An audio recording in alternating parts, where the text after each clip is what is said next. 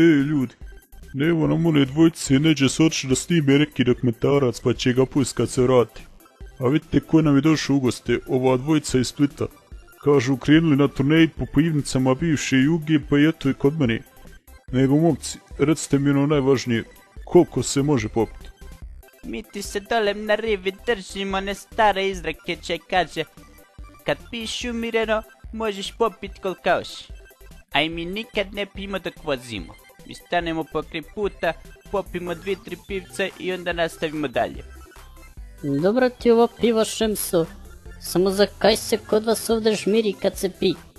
Baš, cijeli dan mi tu nešto sjediš i izmiriš. Šta ti je bilo?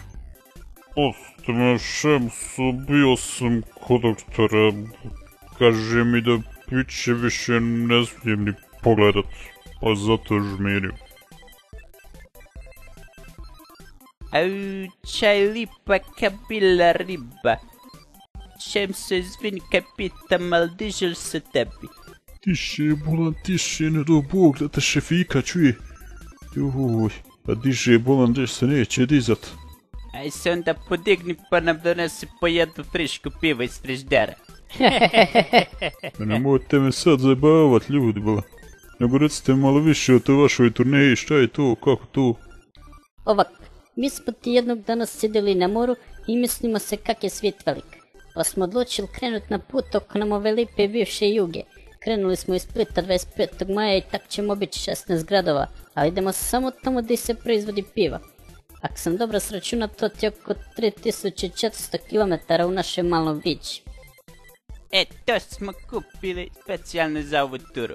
A di god doćemo raja se divi. Hoće ljudi kupit, da mi ne bum prodal tak. Pa neki Fiča vidi svite s nama. Da nemam ovog posla, tačno bi ja sad krenuo s vama, bola.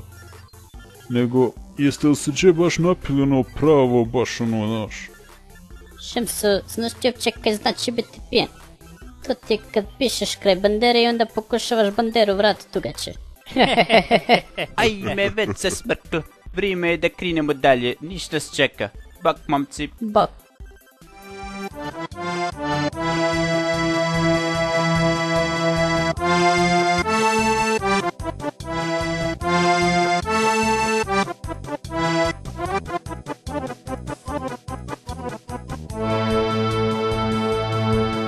Naše su pivare, biseri rasuti po cijeloj Jugi. I ja sad putujem da ih sve obiđem u maloj Fiči.